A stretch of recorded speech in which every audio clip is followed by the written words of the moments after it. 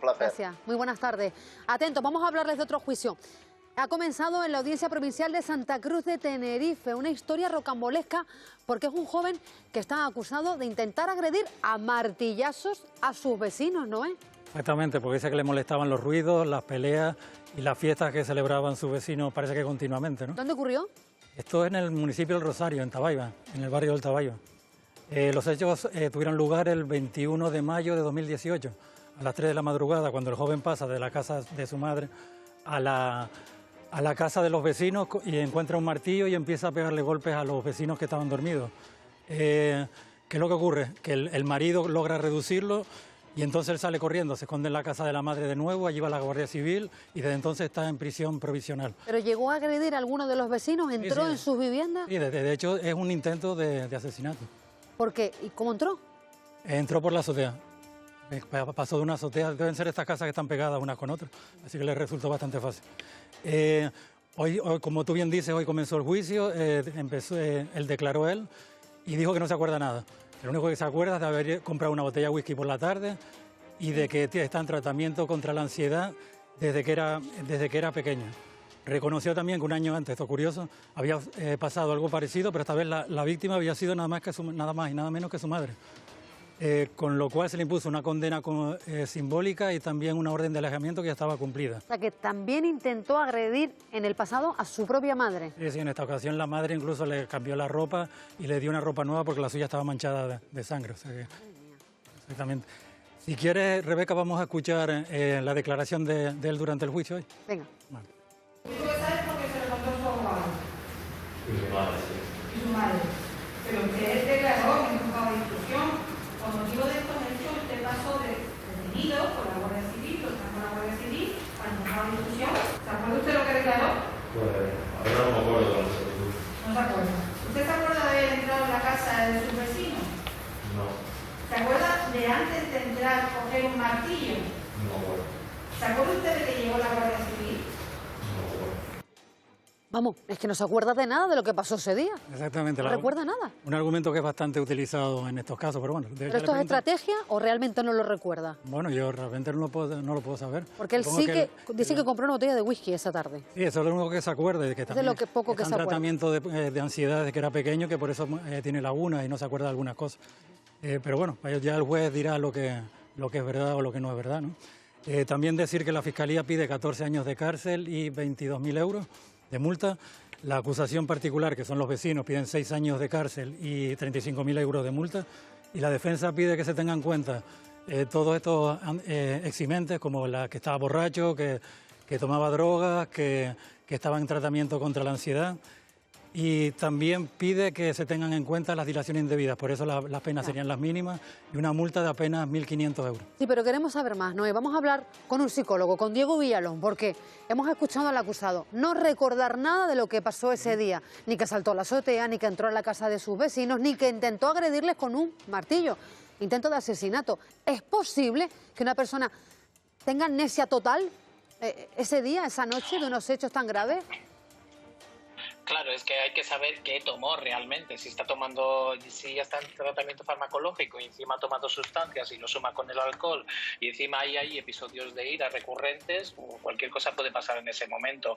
De todos modos es lo que decía el compañero, que es normal, o sea, declarar una enajenación mental transitoria porque es causa de restricción de la personalidad jurídica y entonces ahí ya salimos más fácil del atolladero, pero sí podría darse el caso de olvidarlo totalmente todo.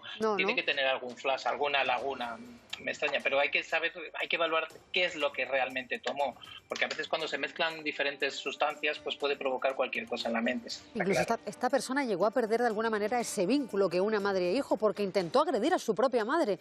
¿Tendría que ver con algún tipo de problema mental, con una psicopatía? Podría haber un problema de psicopatía o podría haber un trastorno mental realmente.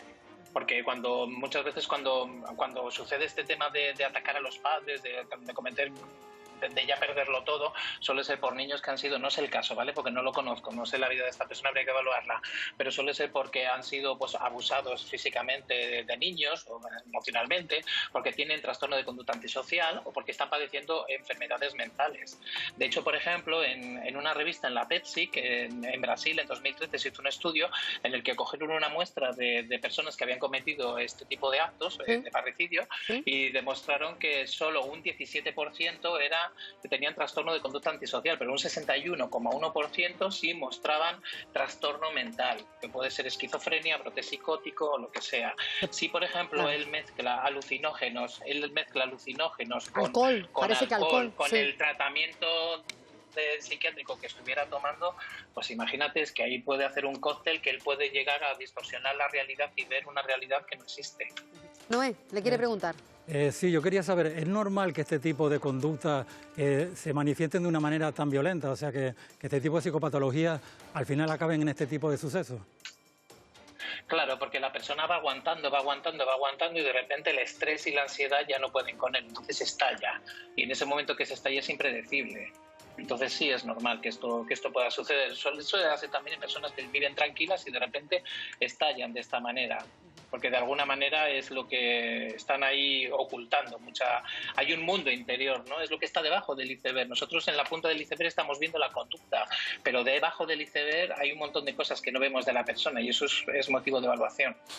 Yo quiero ahondar en esas lagunas que tiene, lagunas totales durante toda la noche cuando realiza esos actos tan violentos. La persona, cuando se pasa el efecto de los medicamentos y del alcohol, ¿realmente no se llega a acordar de nada? ¿No es consciente de todo lo que ha hecho? ¿O sí que hay algún tipo de recuerdo? Mira, una persona que tome alcohol una noche cuando sale de fiesta, es muy común que al día siguiente hay cosas que no se acuerda. Y muchas veces cuando esta persona sale en grupo y de repente los compañeros le dicen, no, ¿te acuerdas lo que hiciste? Y no se acuerda y solo ha tomado alcohol. Por eso te digo, sí es posible que esa persona no acuerde nada, que lo obvie todo de su memoria. Y si es un hecho traumático, más todavía. Porque no es que él se quiera comportar así, es que hay algo que le impulsa a ser así en ese momento.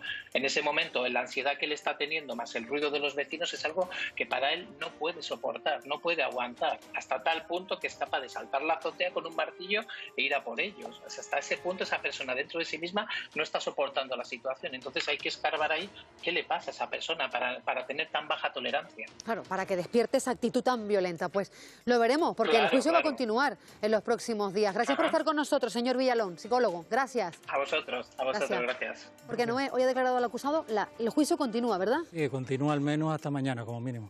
Hasta mañana, y recordemos la pena que se pide para este hombre. Bueno, pues la Fiscalía pide 22 años de cárcel y 14.000 euros, la acusación particular, que son los vecinos, 6 años de cárcel y 35.000 euros, y la defensa pide que se tengan en cuenta todo esto de Cimente, y tan solo se le ponga una multa de 1.500 euros y unas penas mínimas, con todo lo que se pueda rebajar todo lo posible, es lo que piden. Para las fuerzas y cuerpos de seguridad del Estado también es duro. Por ejemplo, cuando hablábamos de que este joven con anterioridad agredió a su propia madre, a su propia familia, ¿cómo se lleva un caso por parte de los agentes? Lo que pasa es que los policías estamos acostumbrados a tratar con locos, más que los loqueros. Entonces, porque todos vienen a la policía, o vienen a denunciar sucesos, con lo cual te conviertes en un psicólogo, o te producen ataques hacia la propia policía. Pues lógicamente los sistemas es neutralizar ese tipo de agresión lo antes posible y sin causando el menor impacto posible en la persona del acusado. Pues ahí lidiando también ustedes. Gracias, José Luis.